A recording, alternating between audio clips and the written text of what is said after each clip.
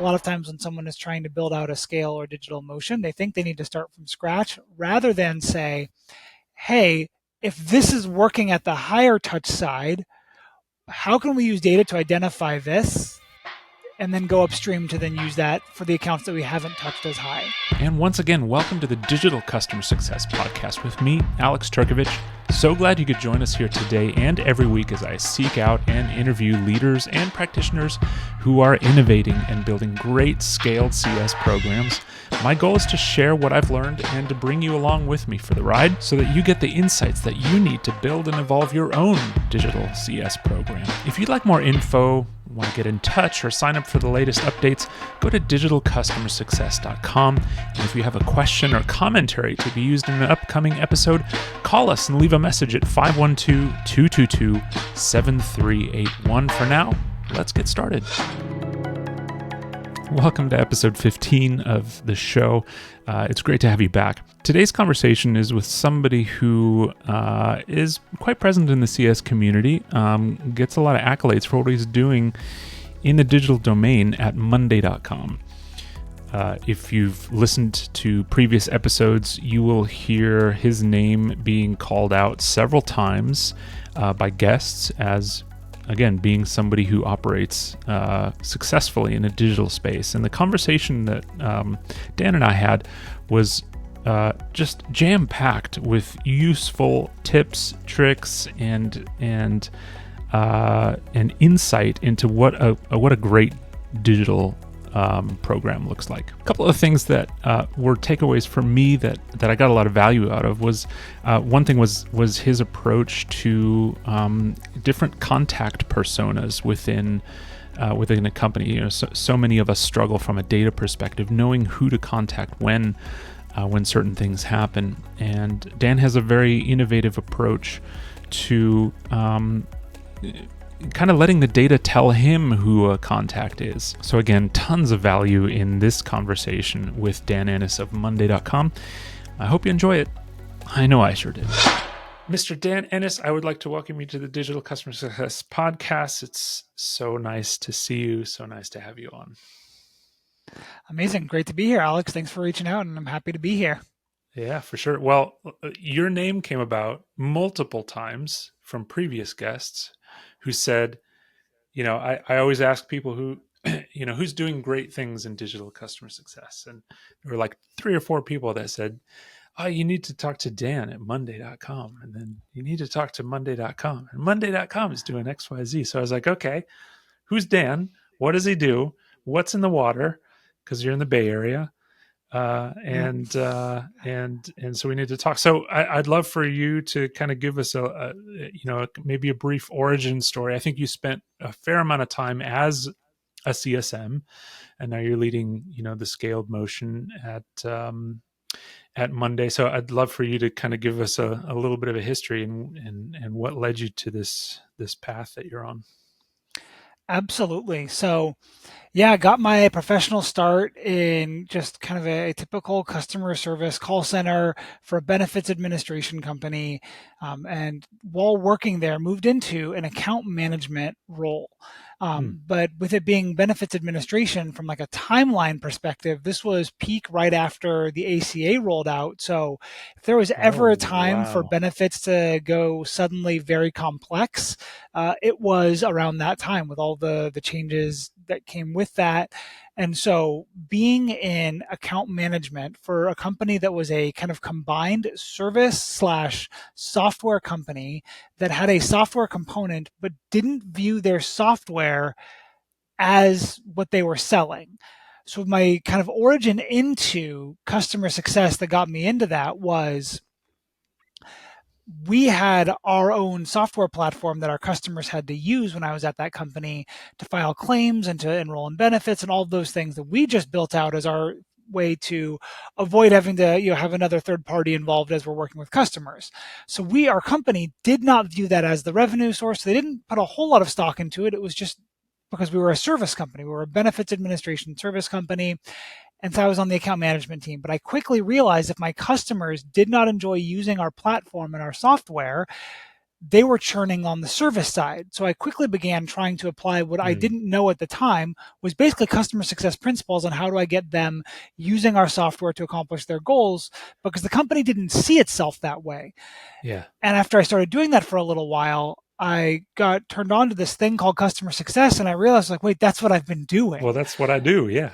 And so I wanted to make the transition into doing customer success, not just informally, but to formally taking a dive into that. And so I made the jump into formal CS from there. And I worked for a company that sold HR knowledge software specifically to insurance brokers. And in my time there, I got like this perfect mix of both enterprise experience, but also what, again, I didn't have the name for it at the time, was scale experience, because our contracts that we sold to were these large national insurance companies, these insurance brokers.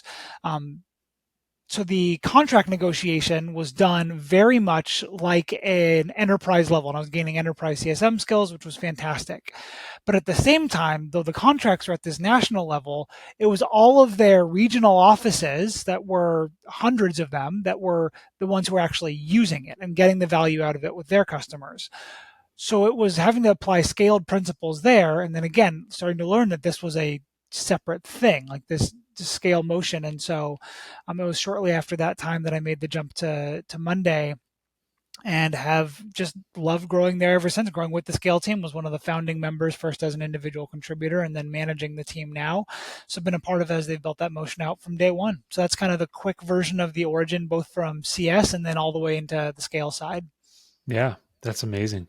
Well, having dabbled with Monday in terms of trying to manage this whole thing called a podcast, I've been privy to some of the onboarding flows and things like that, which is cool. So, um, yeah, you've done an awesome job there so far, I would say. But I guess let's dive right into that a little bit because you know as I alluded to in the intro, Monday has gained a little bit of a reputation with regards to its scaled program, and so I'd love for you to maybe give us a little bit of an overview of the kinds of things you're building, the kind of things you've built. What are some things that you've built that you have seen a lot of success with, and maybe some other things where you haven't?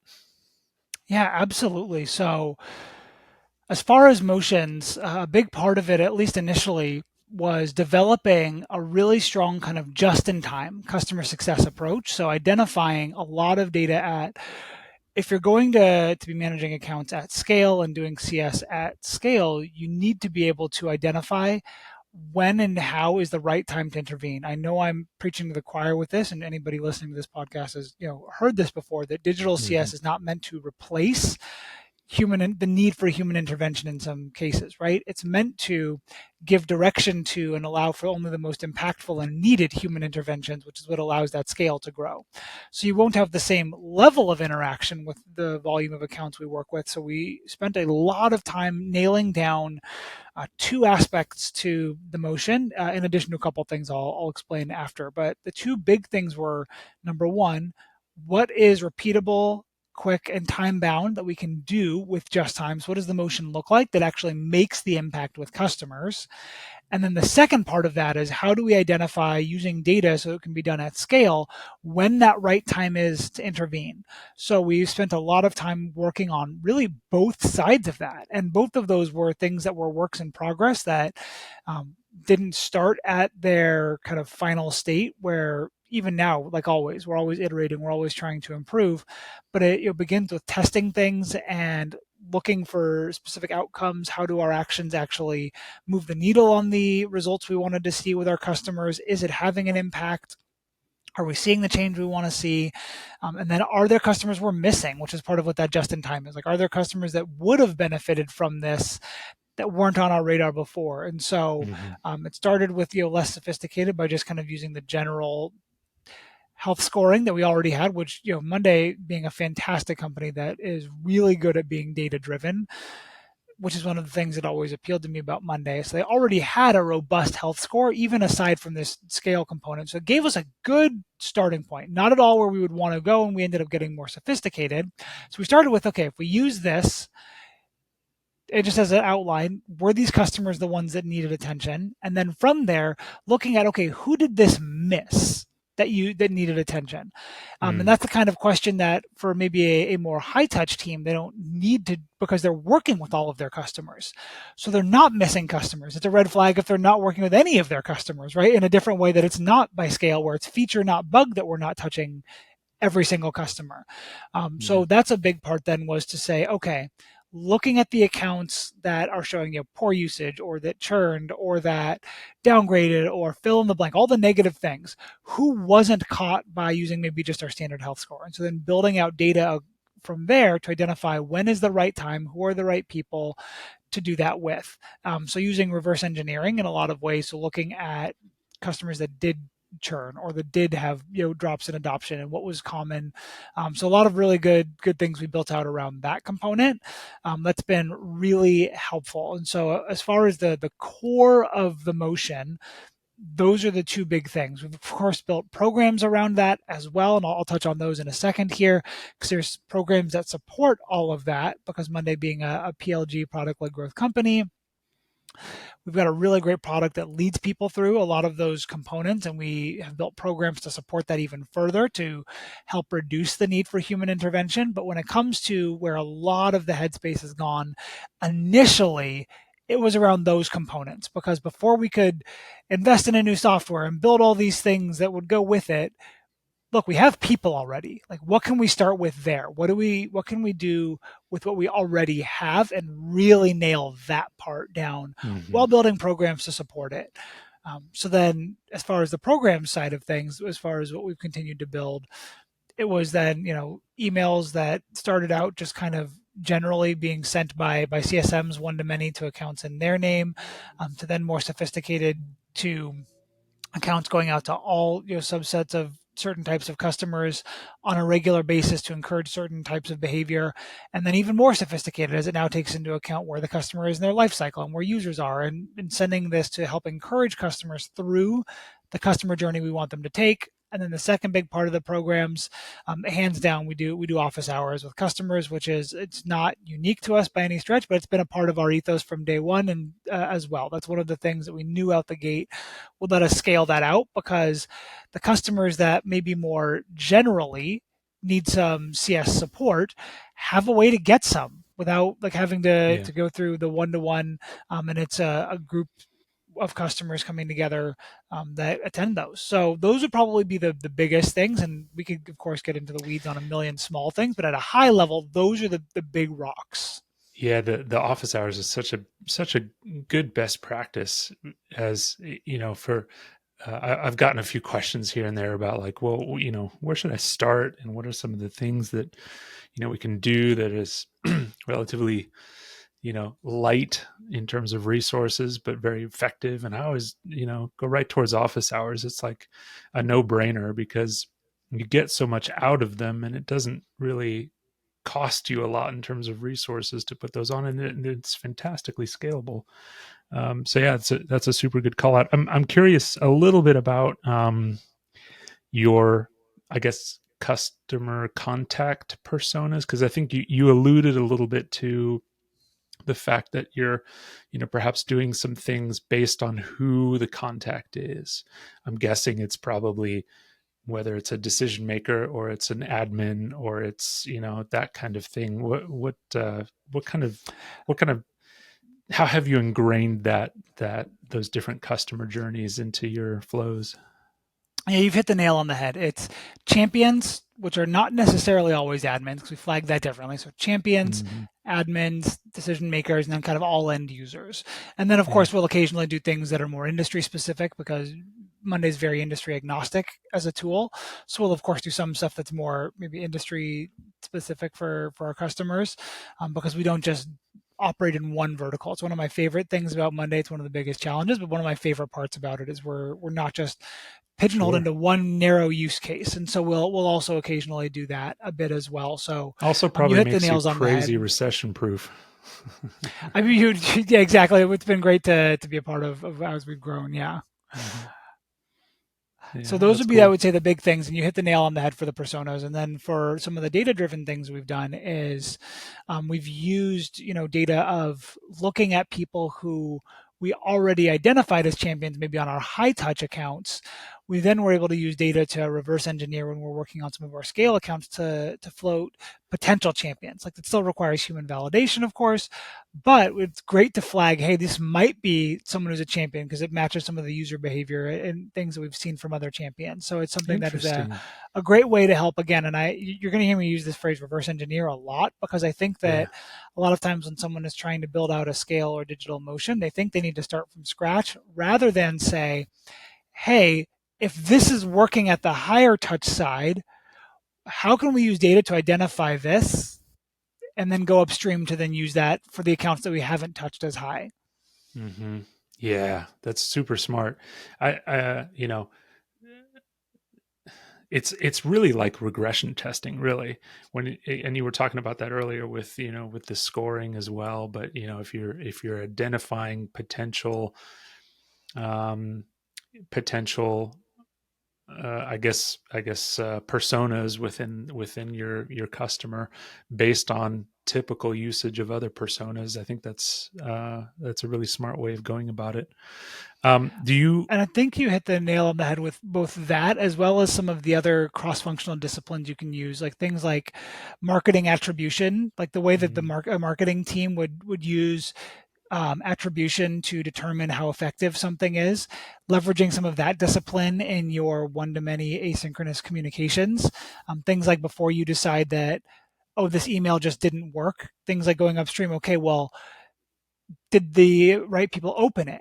Did they yeah. click on what was in it? So before we say that like the messaging didn't work in the email, was there something wrong with your subject line because nobody opened the email? So there's not a so you're going to might invest energy to change the copy of this email Hmm. when that's touching something that nobody even saw. So you don't know how effective that is, right? And that those are kind of very like disciplines that a marketing team would typically associate with. And so there's a lot of cross discipline functions that you can bring into what you do in the scale space to be able to learn from what others are doing. And there's very little that you are having to totally invent yourself from scratch. And it's a great part from learning from others around you.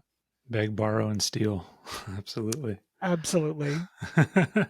one One interesting thing that I ran into earlier this week is actually related to a problem that a lot of um, digital CS folks have, but really marketing folks have and whatnot, which is like, again, this persona, you don't know who's who within the company. And so it becomes a question of data hygiene and who's going to update those things and how do you keep those things in line.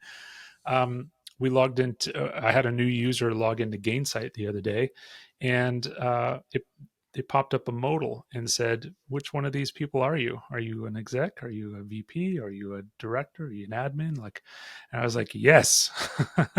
That's, I love that, because why Yep. not have the user kind of self-identify? Um, but it leads to my question: Absolutely. how do you keep up that data hygiene? Like, how do you make sure that your champions are identified correctly and all of that?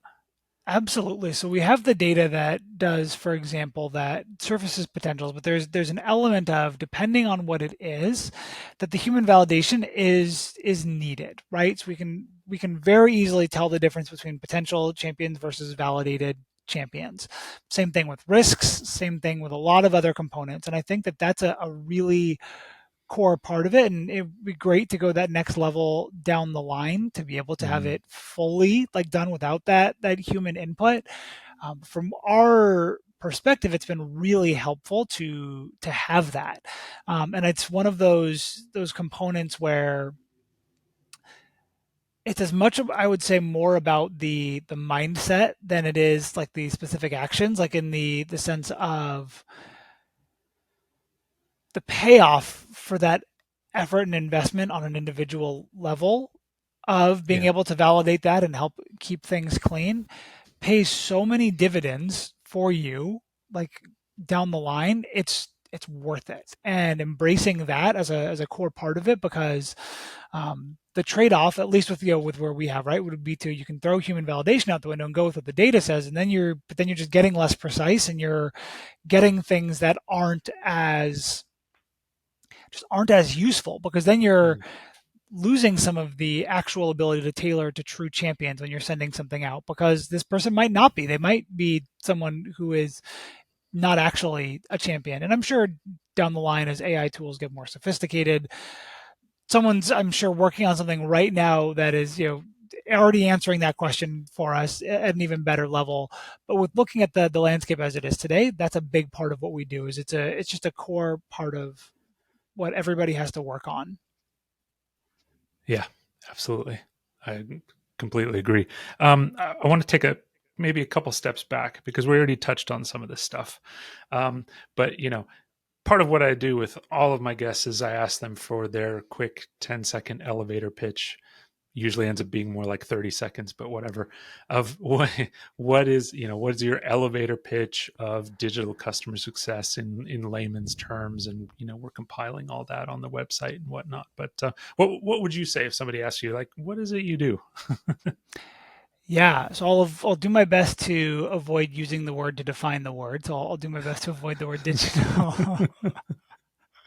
Try to follow up. My wife is a teacher, so she'd be very proud of me for trying to avoid using a word when defining a word. It would be Yeah. get kudos for that at home. So I would say digital CS is the leveraging of software, tools, platforms, fill in the blank, to enhance the customer's experience and help them achieve their outcomes at a higher level that doesn't require greater one-to-one human intervention.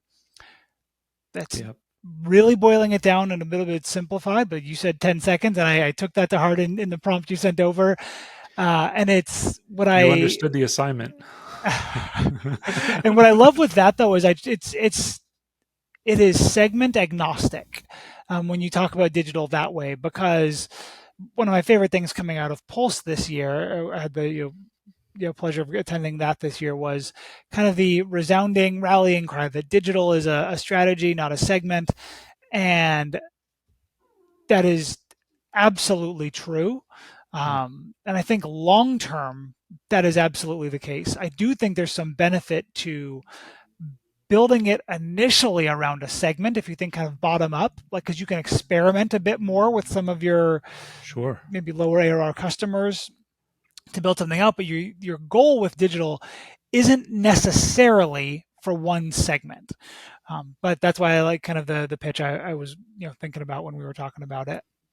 Yeah, that evolution in digital CS is definitely great. And the further we can get away from tech touch, the better. I think we can all agree. Um, the you've talked a lot about your kind of the things that you guys are doing, the things that you've implemented that have worked well for you. Have there been any like colossal mistakes or failures along the way that you've taken some particularly valuable lessons from?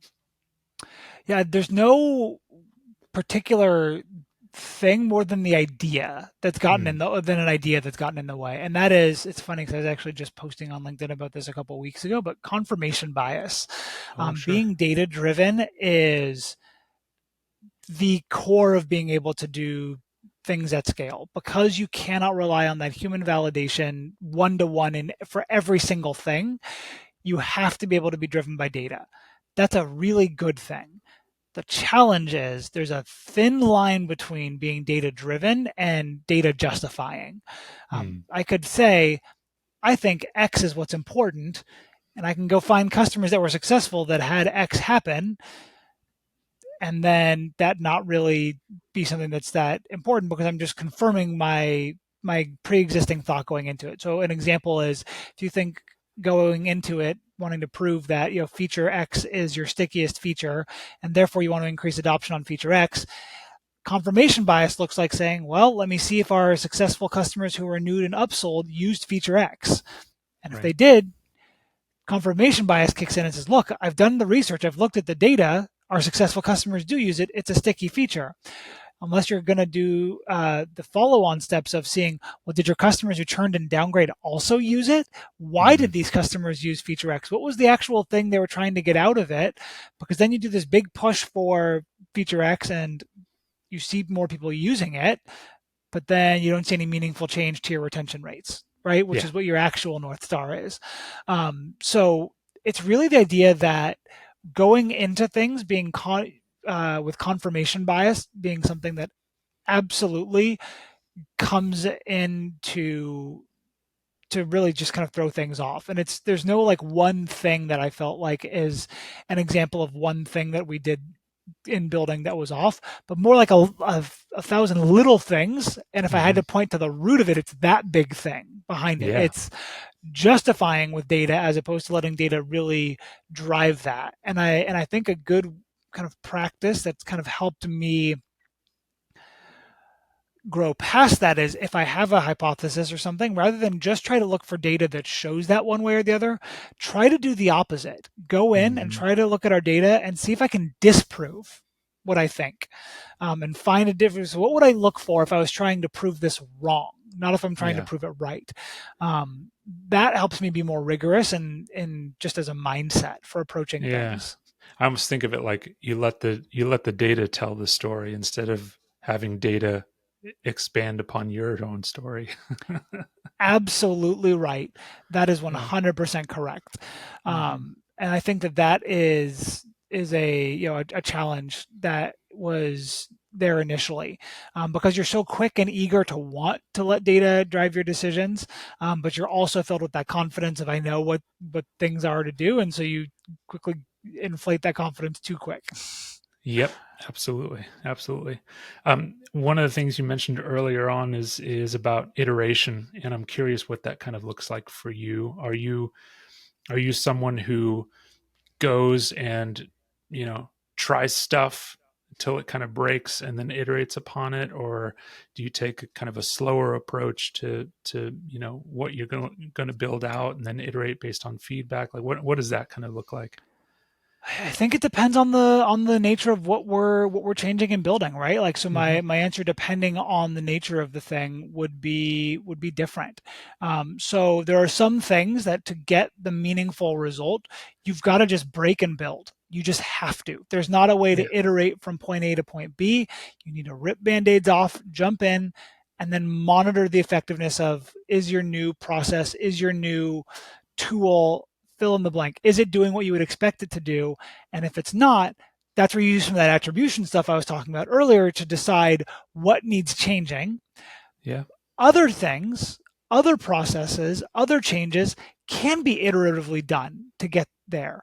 And I would say things that are customer facing probably try to be a little bit more iterative in bringing them along the journey. If it's Hmm. facing customers, um, things that then you look at things like the level of change involved with something that's a small impact of change. Just rip the band-aids off. There's no need to Sure. overly iterate to get there. If something's going to be a low lift for the team to change anyways, just do it, just go for it. Yeah. There's not a need to build these little steps to get there. But if something is going to have a big impact within reason, do your best to get slowly from point A to point B so that people are brought along for the journey.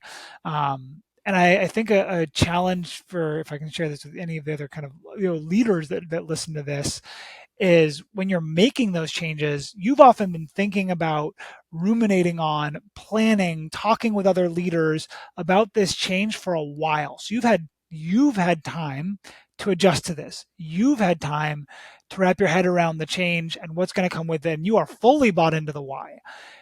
The challenge sometimes comes is when we then as a leader then bring that change to our team, that next step, we mistakenly attribute our level of buy-in to it already with our teams when they just don't have it yet because they haven't been having these conversations for a month. They haven't been working on this thing trying to figure it out and feeling bought into a solution. So as much as possible, do your best to bring your team along the way because when you think of like the level of risk for making a change, your biggest risks are anything that's directly customer facing and your people.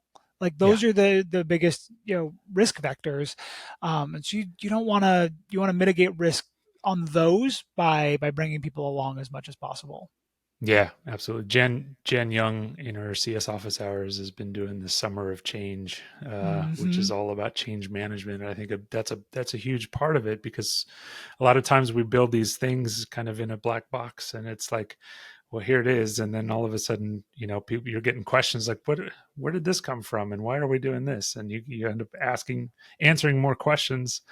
And I think, pulling people along for the ride and developing it is a very smart way of doing it, and helping people to take ownership of it too.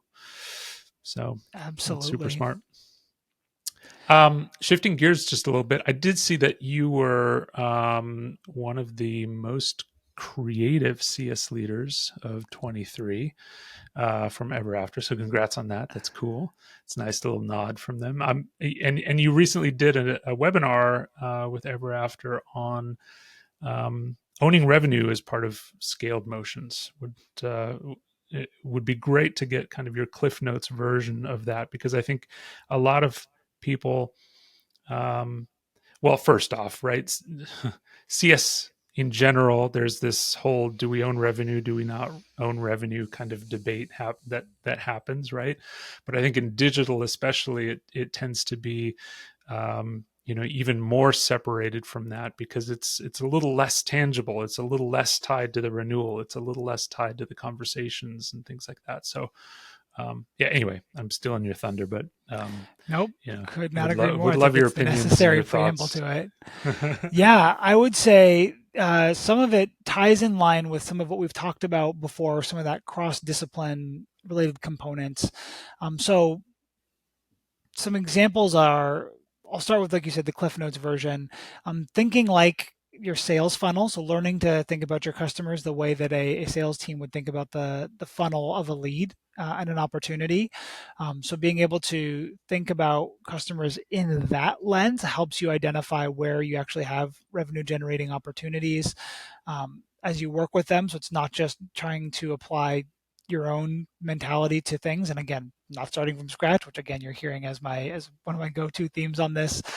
Thinking through what are the motions that your high touch teams take that are effective in that, because typically as they're more embedded, they have more ideas around and more visibility into that kind of impact. So taking what they're already doing that's working and Mm, going from there to then find ways to automate some of that, or find ways to use data to identify latent examples of what they manually sussed out, and then use that using data to find to grow revenue from. So again, it's a lot of that reverse engineering, regression, like you were talking about. Like it's using some of what you already know has worked, take the disciplines from your sales teams that have already worked, and then starting with simple things, and learning how to kind of where it makes sense from a growth perspective, because it always looks different depending on the nature of your product, where you're going to have your digital motion capture more outbound versus inbound, I think is a big component of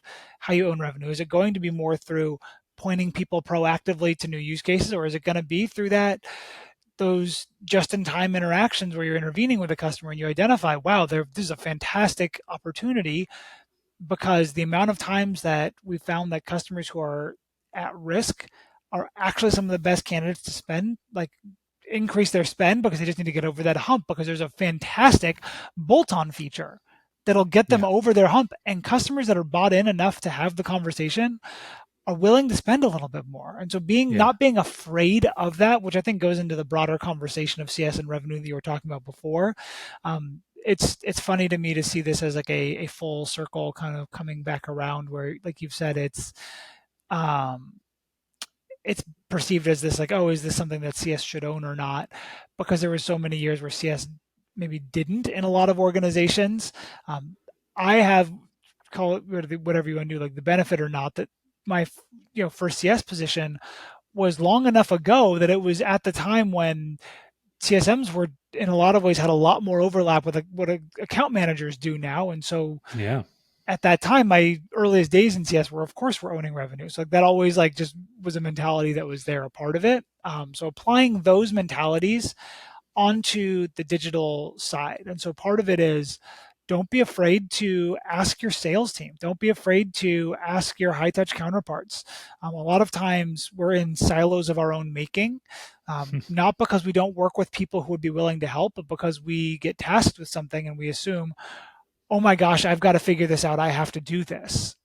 Instead of, let me ask my cross functional counterparts who do XYZ really well. Hey, what is it that works in this? It's not going to look the same for you, but then learn from them and apply that to the customer base you work with or to your motions. If you can automate something that a high touch team is doing really well, you've got your first inroad into doing that. And so I think those are just some of the examples of what we covered in the Cliff Notes version. I definitely would encourage kind of Yeah. the full listen there for anybody, because great insights were shared, not just from things that I'm sharing, but from my counterpart on that webinar. We'll definitely put a link to it in the description. So if you want to listen to it, you definitely should. And I think we danced around this, or you danced around this, in kind of answering that question, which is also related to one of the other themes that I felt was very at the forefront of Pulse this year, which is to say that digital CS isn't just about customer facing motions. It's just as much about, building internal efficiencies and really helping those that are within the team be more effective and whatnot. And so, you know, related to that and whatnot, have you been working on internal plays and motions and automations and efficiencies as well as related to that? Absolutely. That's something that we do all the time. And I love that in that sense I've got incredible counterparts across the whole org, not just within the scale specific subsegment of Monday, because I've got my counterparts in our scale segment, other leaders in the org, as well as cross functional high touch counterparts. But we're always working on processes that can make the teams more efficient, because again, while some of those, let's use the data entry example that you talked about before, like keeping data clean, that's a necessary evil that has to be a necessary evil in the sense that Sure. it has to be done because you need the data to be clean to be able to rely on it. Nobody enjoys that because we're not hiring people to be, data entry clerks. Nobody wants to do that, but it's a necessary thing that has to be done. So if we can find ways to automate pushing some of that in right after a call, or to validate things, or to have multiple things done all at once, that's an internal efficiency that then increases the scale of customers people are able to work with, whether that's automating some of the meeting notes that go in after a call with a customer, or automating identification of contacts on a call, or goals achievement with a customer based on calls. And all those kinds of things are internal motions that are taken that help really drive that forward. Yeah, that's cool. What does your tech stack look like? What are you working with? Yeah, so without saying necessarily the exact specific tools, we use an email tool. So for our one to many, we use Yeah. that, of course. So both on an individual level as well as for some of our more broad customer emails. So both for what our individual CSMs would use on the scale side, as well as what would be used more broadly from our kind of central formal customer journey emails that I was talking about earlier. We use BI tools. We have a couple in-house tools that overlap a little bit with some BI tools that accomplish a lot of kind of aggregation of kind of customer data. We use a CRM, and then the part that's a shocker to literally nobody is we use plenty of Monday.com itself. What? And so that's where I know, right? It's a complete surprise, but we use it all the time for so many different components, and it's been a fantastic tool in the way that it lets we integrate it with so many of our other tools, Hmm. to bring together that experience kind of in one place. So that's really what, in a nutshell, what our tech stack looks like. Yeah, that's cool. I would imagine. like most SaaS companies, you've probably learned a few use cases for your own tool from your customers along the way as well that maybe you've adopted. I don't know. Goes both ways. Yeah, it goes both ways. Exactly. Exactly. We're always, pushing the limits internally, and it feels like we haven't hit it yet. So I don't know. Whatever. We'll Yeah, find it that's one good. day, I'm sure. But Yeah, yeah, we keep sure. pushing those limits internally as well as learning from customers and vice versa. Yeah, that's awesome. Well, as we kind of round out the conversation, I'd love to get a sense for what your content diet looks like. What are you listening to, watching, reading to keep yourself in the know? Yeah, so I go through spells. So I'm not a big podcast guy. I've talked before with other Uh-huh. people about listening to them on a regular basis. As far as there's no podcast that's like my go-to. If I always listen to this podcast. I'm much more drawn to interview style podcasts, so kind of like the one we're doing now. So I might Yeah, maybe jump onto a podcast featuring certain people who I'm really curious to hear their thoughts on. I do listen to one of the ones that is probably the closest to listening to on a regular basis would be the This Is Growth podcast, which is yep, Daphne Costa Lopes's out of HubSpot. That's pretty fantastic. Which, again, no surprise because it's an interview style, and she's great with her guests she has on she there. is. But usually, I more follow that on the podcast side. Books, I transparently, it's been a while since I've read anything that's customer success specific. Yeah. I've found that a lot more of my reading has either been general, more business helpful books, things like Impact Players by Liz Weissman, read Mm, earlier this year, and that is. If I'm going to get to plug one book, it's absolutely that one, which is really focused on how any level of the org you are, what are the mindset shifts to enable you to be someone who has a massive impact yeah. in your organization. Things like Atomic Habits, other general books, Dory Clark's books, Entrepreneurial You, things like that have been really helpful for me in the CS space, as well as then just other kind of nonfiction around things I'm interested in. I'm Yeah. someone who anything I'm interested in, like I'm just intellectually curious about it. So whether that's reading books about music, movies, things like that. So that's really what my diet looks like, kind of well orbed in terms of like a really broad like reading base, Hmm. and then I've found that my conversations are where most of the customer success specific things happen, Yeah. that or blog posts and newsletters more than any specific like books or things on that topic from my Sure. perspective. So that's Are kind of you my general content are diet. you an audiobook person or are you a physical book person? Physical book through and through. Uh-huh. It's for probably the same reason I don't listen to nearly as many podcasts. Yeah, right. It's probably the same, probably same stuff there. I don't. I know a lot of people, and giving Sherry Srebnick a shout out for this. She always talks about listening to podcasts on her runs. I was like, see, that's a great Yeah. idea, but I don't run. See, I was like, that's the trade off here. See, you got to start running to be able to listen to podcasts on runs. So that's the issue. Despite Yeah. her great feedback there, so more of a physical book guy. That's funny. Yeah, a little known fact about me is if you put a book in my hands, I will be asleep in 5 minutes. It never fails. Like it is my melatonin. And so yeah, I'm completely the opposite to you. Like I have to, if I really want to absorb a book, I got to listen to it, man. And then, I usually end up Love buying the that. hard copy too because you miss out a little bit on some of the detail there and there. But anyway, not that anyone's interested in my sleeping or reading habits. Um, I absolutely yeah. are you? Is there anyone that you feel is doing cool stuff in the realm of digital CS right now that you want to give some kudos to? Yeah, a couple names in particular jump out. So I alluded to one earlier, but I intentionally didn't name it because I knew the kudos question was coming. And that is Uh-huh. first person that comes to mind, Angeline Grace Gavino. She's the VP of Customer Success and Support over at Catalan. And so she is the first person that comes to my mind. She's out of Vietnam, and she is, well, not just in the digital space, someone who is very proactively building out digital best practices for her Yeah. organization and is very much tip of the spear on a lot of the things she's doing and trying out with her org. The second person would be Angelica Mark. She's out of the UK. She's for a company called Bizarre Voice.